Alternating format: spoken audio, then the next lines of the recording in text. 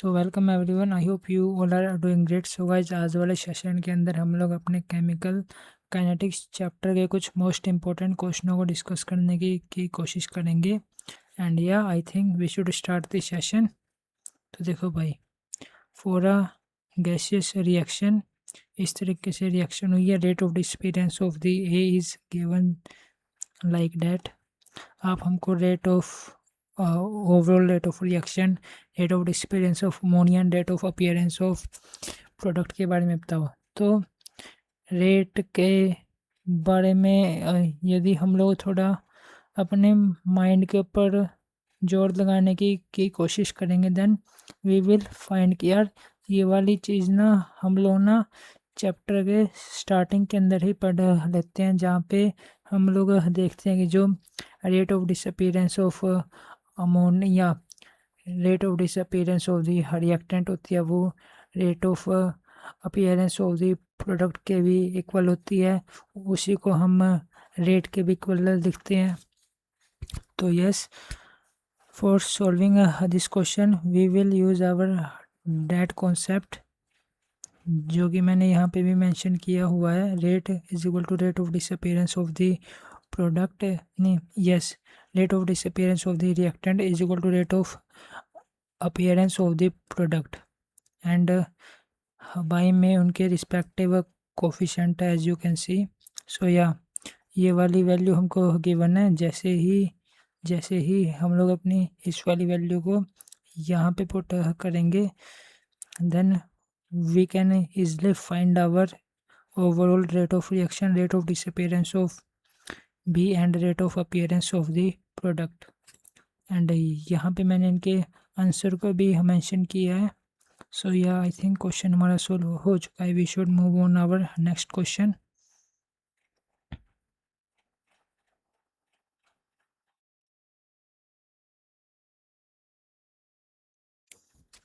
And yes, ये हमारे पास नेक्स्ट क्वेश्चन है। तो देखो, for the reaction this,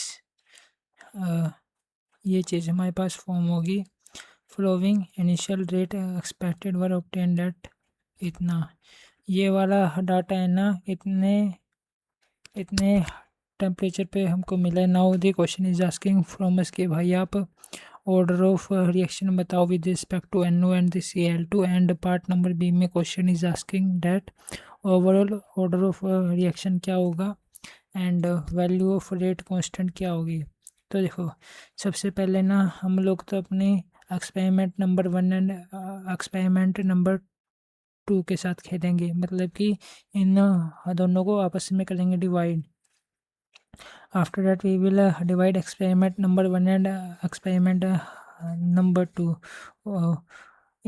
with the help of these both equation. हमको हमारी x की वैल्यू एंड y की वैल्यू के बारे में पता चल जाएगा। एक बार मैं आपको सोल्व करके भी दिखाता हूँ कैसे। कि जैसे हम लोगों ने मान लिया कि भाई NO की पावर है x, Cl2 की पावर है y। हमको नहीं पता कि भाई at present x and y की वैल्यू कितनी है। मैं कहा कोई दिक्कत की बात नहीं भाई। हमने फिर सबसे पहले लिखा for the experiment number 1, NO की पावर हमने मानी थी x, Cl2 की पावर हमने मानी थी y। Cl2 के यहाँ पे कंसंट्रेशन है 0.1, NO की यहाँ पे कंसंट्रेशन है 0.1, ठीक है। Experiment number 2, 2.4 10⁻³ is equal to में NO की कंसंट्रेशन है 0.1 की पावर x, Cl2 की कंसंट्रेशन है 0.2 की पावर y। जैसे ही हम लोग अपनी equation number 1 and equation number 2 को डिवाइड करेंगे, वी विल फाइंड दैट कि हमारे पास 1/2 मतलब कि y की वैल्यू आ गिवन, मतलब कि जो ऑर्डर ऑफ रिएक्शन है विद रिस्पेक्ट टू Cl2 वो है हमारे पास 1। And same thing we can use for finding our value of x, जो कि पावर होगी NO की, with the help of equation number 1 and experiment number 3। यहाँ से हमारे पास x एंड y की वैल्यू आ जाएगी। ओवरऑल ऑर्डर ऑफ रिएक्शन होगा x प्लस वाई, एंड यदि हमारे पास x एंड y की वैल्यू आई हुई है तो हम रेट कांस्टेंट की वैल्यू को तो इजीली तरीके से ही निकाल सकते हैं। यहाँ पे मैंने आंसर को भी मेंशन कर रखा है।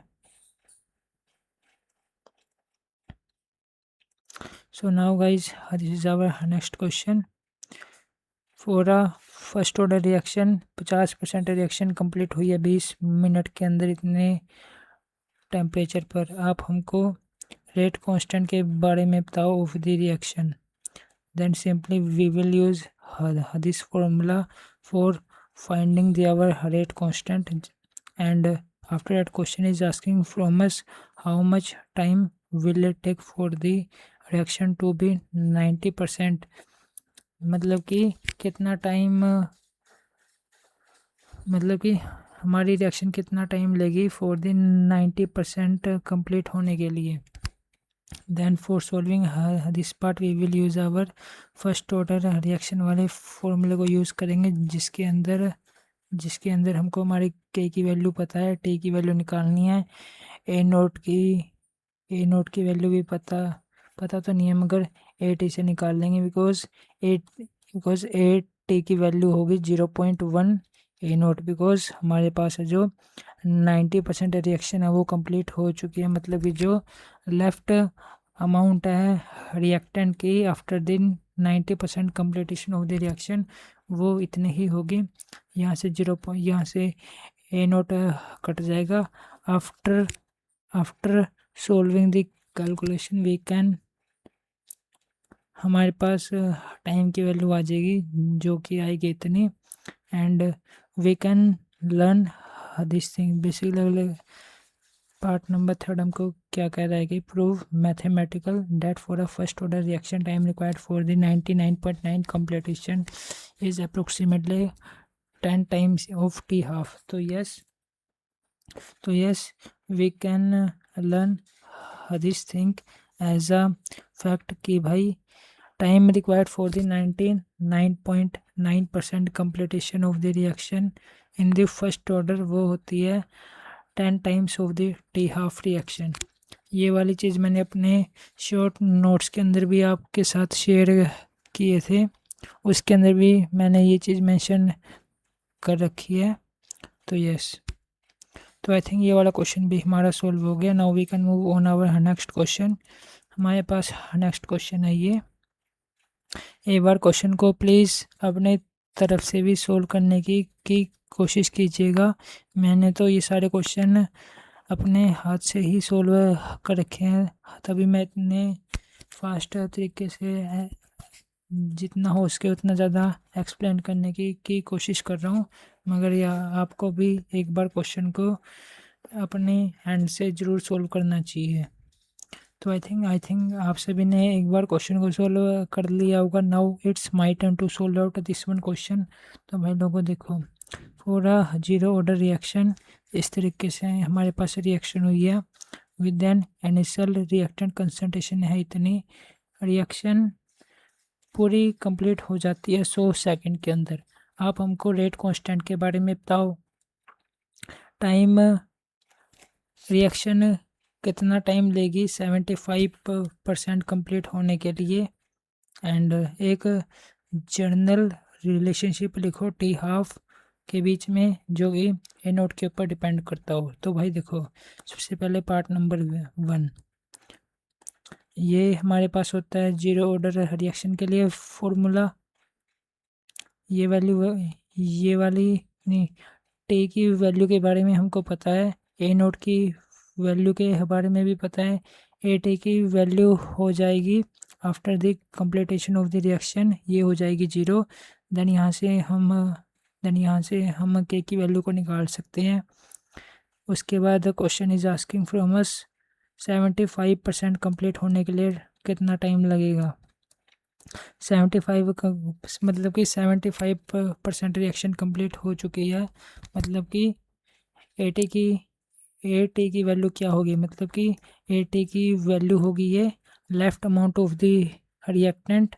देन सिंपली ए नोट की वैल्यू पता है, ए नोट की वैल्यू यहाँ पे कर देंगे पुट, के की वैल्यू हमने इक्वेशन नंबर 1 से निकाल लिया, मतलब कि पार्ट नंबर 1 को सोल्व करने के बाद हमारे पास के की वैल्यू भी है, यहाँ से हमारे पास टी की वैल्यू भी आ जाएगी। After that question is asking from us relationship बताओ। तो तो यस, ये वाली चीज़ मैंने अपने नोट्स के अंदर भी मेंशन कर रखी है कि रिलेशनशिप क्या होगा t half and A naught के बीच में। ए नोट का मतलब है initial concentration of the reactant, n यहाँ पे nth order of the reaction को शो कर रहा है। तो yes, you can learn this relation as a fact. Now we are moving on our next question. आप लोग एक बार इस वाले क्वेश्चन को और सोल्व कीजिएगा। After that we will discuss the solution of this question.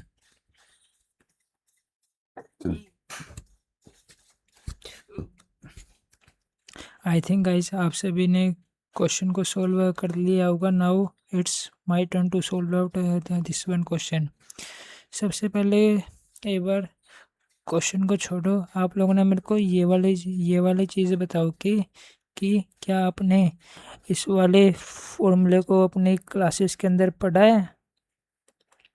And यदि आपने अपनी क्लासेस के अंदर इस वाले फॉर्मूले को पढ़ा है तो क्वेश्चन तो यहीं पे सोल्व हो जाएगा फिर खड़े खड़े ही, जहाँ पे Q इन्फिनिटी Q0 ये वाली चीज़ ना हम लोग अपने रिएक्टेंट के लिए लिख रहे हैं। आई थिंक आपको पता होगा।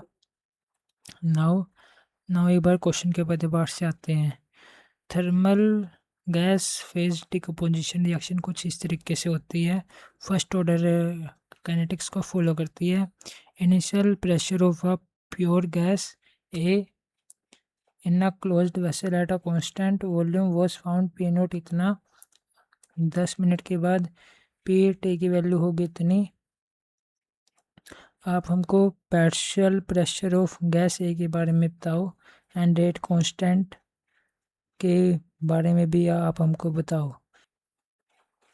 पी नोट की वैल्यू थी ये, 10 मिनट के बाद हमारे पास पी टी की वैल्यू होगी ये, ठीक है। पी टी का मतलब है टोटल प्रेशर। मैंने लिखा A B plus C, t is equal to 0 पे ये था, सो 0 लेट्स सपोज 10 मिनट के बाद ये हो गया 100 माइनस ए, ये हो गया ये हो गया ए। क्वेश्चन ने हमको पी टोटल की वैल्यू दी हुई है आफ्टर दी 10 मिनट्स। जैसे ही हम इन सभी को ऐड करेंगे for getting our total pressure we will find कि 100 प्लस ए की वैल्यू आ जाएगी, ये मतलब ए की वैल्यू आ जाएगी 20। ए की वैल्यू आ गई 20, मतलब कि आई थिंक इस वाले फॉर्मूले को यूज़ करने के 100 ही नहीं है। यस, जैसे ही हमारे पास ए की वैल्यू आ गई 20, we can simply use our this formula A naught minus में नहीं ए नोट बाई में 80, यहाँ पे के partial pressure, yes partial pressure of gas A at t is equal to 10 minute पे तो हो जाएगा 80 ए। बस अब for finding the value of rate constant, t की वैल्यू हमको पता है, ए नोट की वैल्यू के बारे में भी पता है, ए टी की वैल्यू के बारे में भी पता है जो है 80। तो यहाँ से हम लोग अपनी के की वैल्यू को भी फाइंड आउट कर सकते हैं। तो यहाँ पे मैंने आंसर को मेंशन किया हुआ है, यहाँ से आप देख सकते हो। ये वाला कॉन्सेप्ट ना मैं किसी और क्वेश्चन के लिए सोच रहा था कि यार कि ये वाला कॉन्सेप्ट ना इसी वाले क्वेश्चन के अंदर यूज़ होगा, मगर ना ये वाला क्वेश्चन तो सिंपल ही था, इस वाले कॉन्सेप्ट की हमको यूज नहीं पड़ी। तो यस, इसलिए मैंने इसके बारे में इतना बताया नहीं है। यदि अगले आने वाले क्वेश्चन के अंदर आएगा देन मैं आपको ज़रूर इसके बारे में बताऊंगा। एंड ये फिर हमारे पास next question. Rate constant of a chemical reaction double when the temperature इतने से इतना हो जाता है। एक्टिवेशन एनर्जी के बारे में बताओ, दी रिएक्शन कितनी होगी। तो यस, ये वाला क्वेश्चन भी सिंपल है। आई थिंक आप सभी ने इस वाले फॉर्मूले को पढ़ा होगा।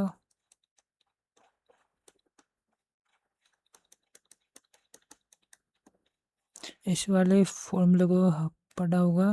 तो yes, we will use our this formula for solving this question. T1 है ये, T2 है ये, एंड ये की वैल्यू निकालनी है, rate constant of the, and जो K2 है वो हो गया 2 टाइम K1। तो सिंपली सारे की सभी वैल्यू हमको गिवन है। यहाँ से हम लोग अपने ये की वैल्यू को इजली तरीके से निकाल सकते हैं। And after that question is asking from us a catalyst lower the activation energy at 300 degree 300 kelvin from इतने से डिग्रीज कर देता है। By how much time will the rate of catalyst reaction increase compare to the uncatalysed reaction. तो yes, for solving this one question we will use our, हम लोग अपने इस वाले फॉर्मूले को यूज़ करेंगे। मैंने अपने नोट्स के अंदर भी इस वाले फॉर्मूले को मेंशन किया हुआ है, चाहे जाके आप लोग देख भी सकते हो। यस, मैंने यहाँ पे भी मेंशन किया हुआ है। तो देन सिंपली इन दोनों का डिफरेंस आ जाएगा 20। डेल्टा एन नोट की वैल्यू आ जाएगी 20।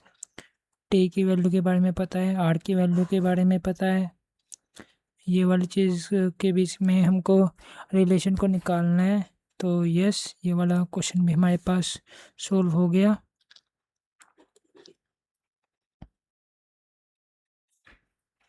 Now we can move on our next question. ये वाला क्वेश्चन गाइस लास्ट क्वेश्चन होगा हमारे आज वाले सेशन का। Parallel order reaction. यार पैरेलल ऑर्डर रिएक्शन, हाँ सिलेबस के अंदर है पैरेलल ऑर्डर रिएक्शन। यहाँ पे मैंने इनके फॉर्मूले को भी मेंशन किया हुआ है कि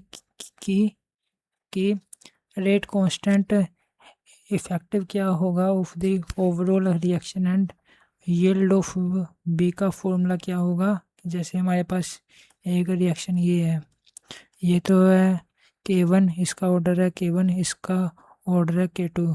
तो मतलब कि the overall order of the overall rate constant of the reaction will be K1 plus में K2।